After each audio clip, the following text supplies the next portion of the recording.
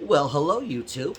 How you doing? It's your Ricepaddy Daddy coming at you with another video. Hey, my name is Isaac Leong, and welcome to Ricepaddy Reasons. All right, this is part two of Ricepaddy's mental tools. All right, we are going to be talking about Ricepaddy's mental tool number two. All right, it's called the SB Index. It stands for Self Betterment Index. Okay, this is how you can better yourself. You have to be able to learn stuff in order to get better. All right. How do you do that, Ricepaddy? Well, let me explain.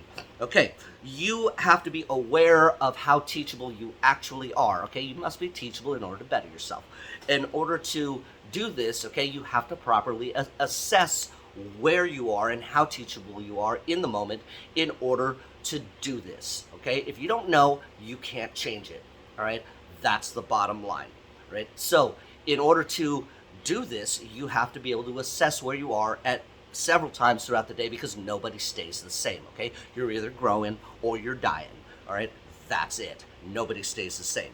So, it involves two factors, okay? The first factor is your willingness to change, all right? And your willingness to sacrifice, okay? Let's talk about the second one first, okay?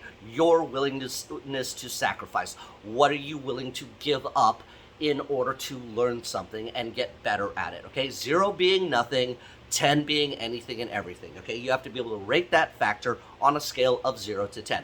I'm a 10, Ricepaddy. Are you though? All right? Yes, I'm a 10. Okay, so let's start learning it right now. I think there's the TV show that I gotta watch right now. All right, you're not a 10, okay? All right, be honest with yourself. All right, where are you? Okay, 0 to 10.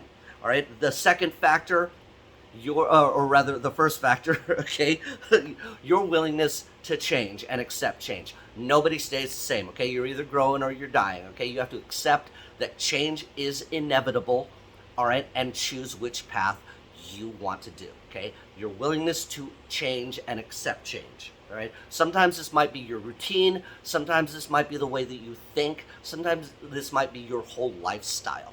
All right. So 0 to 10. What are you willing to change about yourself? Okay. All right. 0 to 10. So this how do we come up with the SB index? All right, by the way, this is not my invention, okay? This is something that I learned. It's been called many other things, all right? So I'm not taking credit for this, okay? This is just how I learned it, and now I'm passing it on to you. All right, so you take the factors that you have assessed, all right? And you take one number and you multiply it by the other, okay? And then you get a percentage, okay? It's like a grade. Okay, if you are a 10 and a 10, all right, in both factors, then you are 100% teachable. All right, that's the formula. Okay, so all right, so here's the thing. Okay, most people think that if they're halfway, that's a good thing. Okay, like I'm halfway willing to sacrifice, I'm halfway willing to change. That's a good thing, right? Like I'm middle of the road, right? I'm just average, right? I'm a 5 and a 5. Okay, well 5 times 5 is 25. So if this were a test, you got 25%. That's an F. Sorry, you suck. Okay, you have to be high in both factors in order to really learn something. Okay, which means that you have to want it bad enough in order to take action towards it. Okay.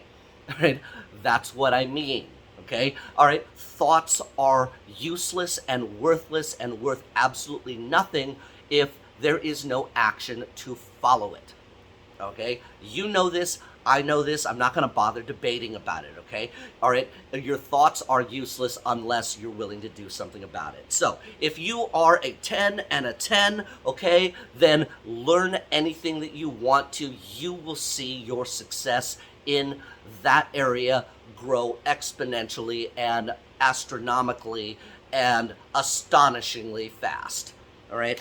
However, okay, if you were low, all right, so say for example, you're willing to sacrifice anything and everything, but somehow you're only willing to sacrifice change a little bit, and you're only like a 1 or something like that. Sorry, that's 10%. You suck. Okay, do you guys get that? Does that making sense? Leave a comment. All right. So you have to assess this several times per day in order to really find out where you're at. Okay. Not like if you're reading a book, okay, and you've just like consumed so much information, okay, you're going to find that your teachability, your SB index, is going to go down, okay, because you haven't digested all this information yet, okay. Don't try and read a whole book in one day, okay. You have to digest it and you have to understand it. Otherwise, you're going to get frustrated and you're going to stop wanting to learn.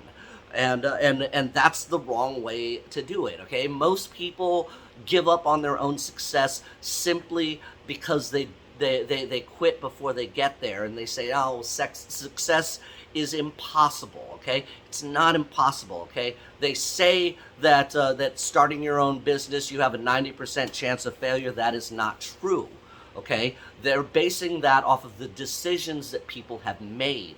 Okay, they say, well, 90% of businesses fail within their first few months. That means that you have a 90% chance of failure. That is absolutely untrue. Okay, because all that means is that 90% of the people that started a business, okay, for one reason or another, okay, good or bad reasons, it doesn't matter. Okay, it doesn't matter what the reasons are. All right. 90% of those people decided to stop before they reached their success. Okay? That is the absolute truth. Okay? Now, was it a good decision not to continue? Maybe. That's not what I'm discussing. Okay? I'm saying that for that 10% of people, do you think that they didn't think about quitting too? Of course they did.